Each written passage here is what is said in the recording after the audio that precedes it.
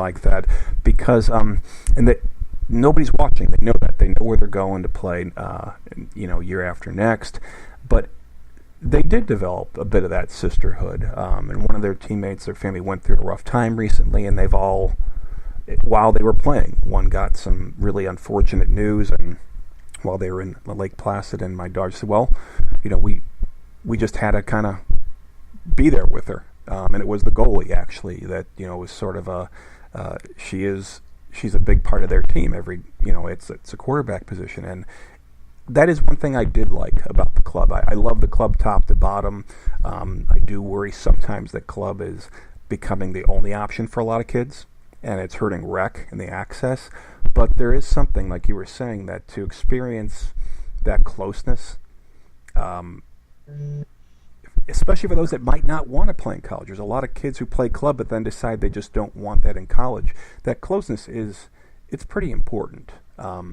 Maybe that's a good segue here to talk about college now. Describe the sisterhood? Oh, that's probably one of the hardest things maybe you'll ask me. But I don't know. It's having 36 or more, I want to say like 36, people a year, and then, you rotate, in and out and those kinds of things. But having a solid group of people that support you, and that you can lean on and lean on you, I think is huge. And especially as an only child, to them, they were my family, away from home. And, it's so hard to describe, but, when I went through hard things, or when I had, a family member pass away, like those kinds of things, they were there for me, and I think that that's something that is so important, that you experience. And it's kind of funny that, you're asking about the sisterhood a little bit. Well, not funny per se, but, when I was starting to get more into lacrosse, my mom was trying to figure out what camps to send me to. She was talking with my dad and was like, well, John, if she really wants to play lacrosse, we got to send her to a camp, because God, I don't want her standing in that cage and not knowing what she's doing. So we're going to send her to a camp. And she was trying to find camps to send me to, and she searched lacrosse camps. I don't know what she put into Google, but what came back was Kelly Amonte's camp, the coach at Northwestern. And my mom was like, she's won a bunch of national championships. Does this fit the bill, Rachel? Is this okay criteria? And I'm like, okay, sounds good. And I probably never would have even considered UMass if my mom didn't search for camps, because the UMass coach was there, and she was different at the time. It was a different lady, but she's now at Ohio State. She's actually from a couple towns over from me. And Ange was the head coach at UConn, and, Kelly was there as well, but there were UMass girls there, and one of them was the goalie. And I asked her why she was interested in UMass, or why she liked being at UMass. And this was after her freshman year. And she's like, well, Rachel, it's a family. And I got in the car and I told my parents, I'm going to UMass. It's a family. I want to be there. And granted, looking back at it, probably any other school can probably say the same exact thing, pretty much, right? Because that's, when you're around people enough, that's what it becomes. But to me, I was like, everything that she said made sense, and nobody else gave that answer. It wasn't going there because they wanted to build the program. Part of it was, right? It wasn't, for any of those kinds of things. And UMass was back to being on the up and up at the time that I went to the camp. And to me, it was all about the sisterhood, and it was about those kids the girl that was there as well. And that to me was huge. And, I was like, oh, what are you studying? She was like, I'm in sport management. I love it, because I like the business side and the sports side and all that kind of stuff. And so I went to UMass, and what intrigued me the most was the sport management program. So I went, and I have a sport management degree and all that kind of stuff. But it's just kind of funny. I'm a big believer in that things happen for a reason, because if my mom that day didn't search for that camp and find it, and find that, Alexis Venenchanos was running the goalie school. She's now the head coach at Ohio State, but at the time she was the coach at UMass. And I probably never would have looked at UMass, which I just find is really intriguing, because my mom's like, I want to make sure that she has goalie instruction and all this kind of stuff. And, the coach she grew up in Yorktown. How nice. So it's interesting, but I'm a huge believer in that everything happens for a reason. And, I've known Ange since then, so years now, but it's kind of, I don't know, that was probably a little bit more than you bargained for in that answer, Dave. But no, that's what we do here. I mean, that's the whole idea, is kind of necessarily get you off guard, but get something that's uncensored like that, because the family thing, I mean, that's why we play sports. The lacrosse I played in Central Illinois in Champaign was, you pay your $50, get yourself some gear, and get in line. And as you learn how to catch the stupid ball, and run around out there, you get more and more playing time. But over time, guys phase in, they phase out, but there would be a core group, because it was, we'd have 50 guys, then we'd have 12 guys that thought they would like to try this crazy new sport. And the guys that I knew then, we're still in close touch. And my roommates, we stayed together through those years. Not a big family, wasn't a brotherhood of 40, but there were about 8 or 10 of us. That was our fraternity, if you will, that, each year we got a little bit closer because we had, stuck around longer, and we had guys that would go to grad school and, club that you don't run out of eligibility, you just keep playing. In fact, several of us, we even did apply to grad school just so we could keep playing together. That's how much we enjoyed it, and we were on horrible fields. In fact, we played on that Northwestern field before it was the Northwestern field, and it was just mud by the lake. That's where they'd send us to play. But it is important. And like I said, now, and it's, I will say, Facebook, Twitter, LinkedIn, all that stuff, we've all reconnected over the years too, through things like that. It's been 25 years, almost 30, since some of us had played there. And again, the game didn't matter. It was us coming out there together, and we drove ourselves to places. We put, as many as 8 guys in a hotel room, depending on how much money we had to get a hotel room for travel games. And that really was the fun of it.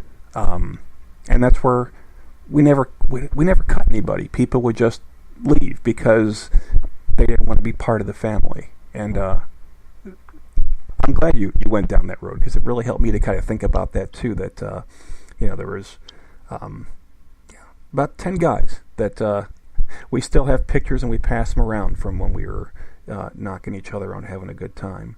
Now, let me ask you this, for college though, because you are coaching at the collegiate level. When you see what's happening now, and again, it hasn't been that long since you played, what or has anything changed in the culture with regard, as far as there are so many more teams playing, you have many more kids that are playing club level that have higher expectations, or in some cases their parents have set the expectation. Have you seen anything change in just you've been out for what, 5 years? Going on 4. Okay.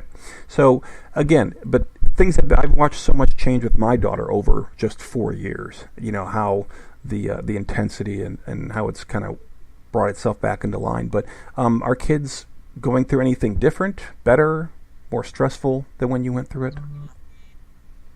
I mean, I don't know. I think everybody's story is a little bit different, and everybody, can take different roads either to the same place or the same road to different places, kind of deal. I think that the landscape is changing though, where you're seeing there's so many more opportunities to play, and any athlete, kids really can decide, do I want to play at, they can choose which level they want to play at, and somebody, close to me when I was a little bit younger, he told me that no matter if you're at like D1, D2, D3, any level of club, anything like that, if you win a championship, you win a championship, right? And that was kind of something that was extremely interesting to me, where it's like it wasn't just the winning that he was getting at any level, it was that there's opportunities everywhere to play.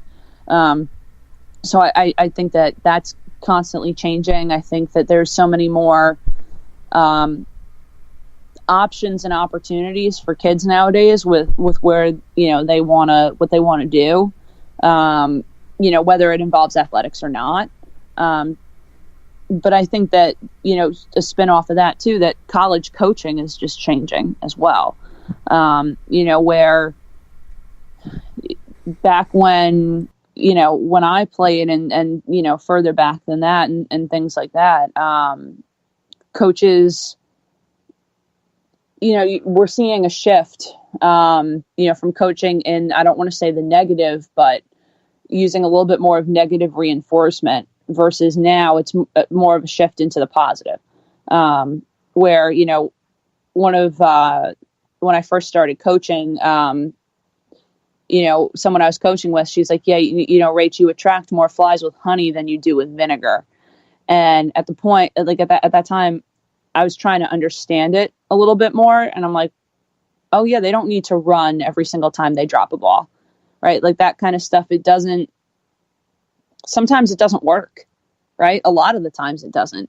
And it's more of, how can you lead with your heart and have everybody show how much you care and that you're dedicated to the kids. Because at this point, if you don't show, I want to say, dedication to whoever you're coaching or whatever you're doing, people will go elsewhere, right? There's a lot more opportunities. And whether that's business, just life in general, athletics, anything of that nature. And it's, about being 100% of like present where you are and caring about the people there and having them see it. And that also means being vulnerable. But I think it's an intriguing time to be in coaching in general, just because of that shift. So you're seeing, like coaches that coach in different ways and how some succeed and others don't, and how you can rally the troops, let's say. So I think it's definitely interesting. Yeah, and this has been changing since I started coaching my daughter. I was actually on somebody else's podcast today, and it was reminiscing back to 2007 when first grade, my daughter first started kindergarten. I think she was in 2 when she started, picked up a lacrosse stick in another hotbed of lacrosse, Georgia. And that's about when I think a lot of the intensity had worn out its welcome across the board in all sports. And I think groups like Positive Coaching Alliance and many others that really got their roots sunken deep and their programs developed, and more people, I think, that were coming back to teach a better way of coaching, that it wasn't just being hard-nosed and raising the bar always out of reach, that would get more. And I definitely think that in the last 4 years, an awful lot has changed because thanks to, we won't go over all the bad news that's out there, but thanks to it, you could no longer remember about a tough coach from 20 years ago in high school and then somehow fondly think of it as being fun. You're seeing these accounts now. It's somebody else. They're terribly graphic, what was going on. And you realize, oh, wow, so this is when it really goes wrong. And I think most people have responded to it in terms of most coaches are making a turn for the better. Others have jumped into coaching because they said, oh, I didn't want to be a part of that mess before because I didn't think anybody would care. I know that was a fact. That was one of my concerns, to be honest, when I first got into it, which is coaches are usually kind of nuts. I had some great ones, but I said, I'm just not into being overly intense. I'm overly enthusiastic and supportive and things like that. But when I had been trained how to be a coach, a double goal coach, I'm here to win, but not at all costs. Suddenly I realized, oh, this is easy. The